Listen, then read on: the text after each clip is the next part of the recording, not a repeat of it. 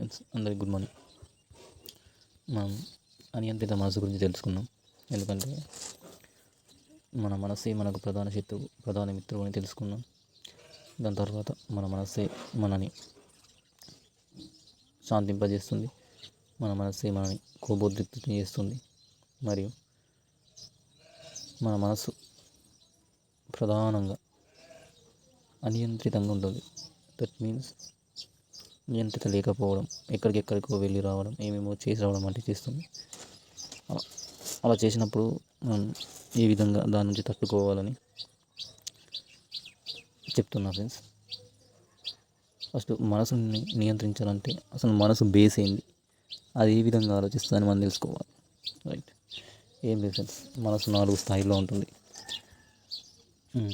4 స్థాయిల్లో మనసు ఉంటుంది ఫ్రెండ్స్. ఒకటి మనసు, దట్ మీన్స్ 10 ఆలోచనలు వస్తాయి ఫ్రెండ్స్, ఎడికిడికి పోతుంది, అది మనసు. సెకండ్ బుద్ధి ఏం లేదు ఫ్రెండ్స్. ఈ 10 ఆలోచనలు ఒక దానిని స్వీకరించి నిర్ణయం తీసుకుంటాం ఫ్రెండ్స్. 10 రకాల ఆలోచనలు మనసు అయితే ఒక రకమైన నిర్ణయం బుద్ధి. ఫస్ట్ మనసు, సెకండ్ బుద్ధి, దాని తర్వాత చిత్తం అంటే ఏం లేదు ఫ్రెండ్స్, ఒక వస్తువుకి లేదా ఒక వ్యక్తికి అనుబంధం ఏర్పరచుకుంటే దాన్ని మనం చిత్తం అంటాం. అంటే ఇది కొంచెం ఫిజికల్గా ఉంటుంది. నీకు ఒక వ్యక్తి నచ్చిందా, నచ్చలేదా, నచ్చుతుందా అని చెప్పేది చిత్తం. దాని తర్వాత 4వ పాయింట్ అహంకారం ఫ్రెండ్స్. ఈగో అంటారు దీన్ని సిగ్మండ్ ఫ్రాయిడ్ మెయిన్గా వర్ణించింది ఫ్రెండ్స్ మనసు గురించి.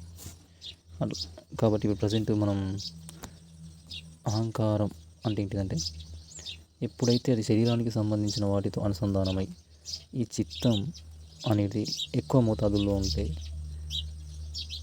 సంపద, హోదా, అందము, చదువు వంటి వాటి పట్ల మనకు గర్వం ఏర్పడుతుంది ఫ్రెండ్స్. అది అహంకారానికి దారితీస్తుంది. ముఖ్యంగా ఉంది ఫ్రెండ్స్. దాని తర్వాతకి చూసుకున్నాం కదా, మనసు 4 రకాలుగా ఉంటుంది, ఏ విధంగా పనిచేస్తుందని మెయిన్గా చూపెట్టిన మీకు. బస్ కన్నా కూడా గుర్తుపెట్టుకోండి ఫ్రెండ్స్,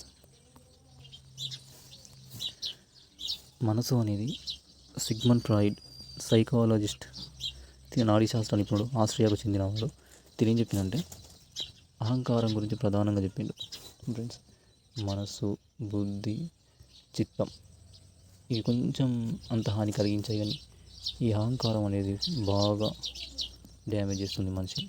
కాబట్టి అహంకారంని సిగ్మండ్ ఫ్రాయిడ్ ఏ విధంగా వర్ణించిందంటే, నిజమైన నేను అంటే నేనే శాశ్వతం, నేను ఒక్కడిని, నాకు తప్ప అని, అది వశంలో లేని కోరికలను మీన్స్ అసలు ఆ కోరిక తీరదని తెలుసు, ఆ కోరిక నెరవేరని తెలుసు, అట్లా అంటే మన అందుబాటులో లేని కోరికలను, ప్లస్ బాల్యంలో నేర్చుకున్న విలువలను, చిన్నప్పుడు నేర్చుకుంటాం కదా ఫ్రెండ్స్, దాని యుద్ధం దీని యుద్ధ భయపెడతారు, దాని యుద్ధ ఆ విధంగా ఉంటారు. ఆ విలువలను బట్టి ఇది తన అంతరాన్ని పూర్తి చేస్తుంది. ఈ అంతరాన్ని, వశంలో లేని కోరికలని, ఈ విలువల్ని రెండింటి మధ్య ఒక సంబంధాన్ని ఏర్పరిచి ఒక అంతరం పూరిస్తుంది.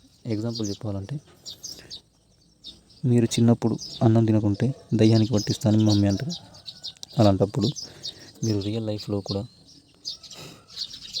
డెవిల్ అంటే భయపడతారు. ప్లస్ ఇంకొంచెం ఎక్కువ పోయి నాకేం కావాలి, నేను భయపడకూడదని అవసరం లేదని చెప్పేసి ఎక్కువ మొత్తంలో ఒక పనిని చేస్తారు.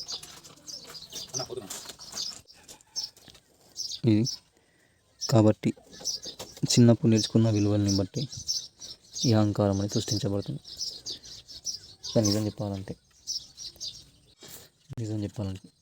2 ఉంటాయి ఫ్రెండ్స్. 4 చెప్పుకున్నాం కదా, ఓన్లీ 2 ఉంటాయి. ఒకటి వచ్చేసరికి మనసు, రెండోది బుద్ధి. మనసు అనేది ప్రధానంగా అటు పోతే బుద్ధి అనేది ఏం చేయాలో నిర్ణయిస్తుంది. అదే ఫ్రెండ్స్, మీరు ఫైనల్గా బుద్ధి మాట నమ్మండి, మీకు ప్లస్ అనేది ఫ్రెండ్స్.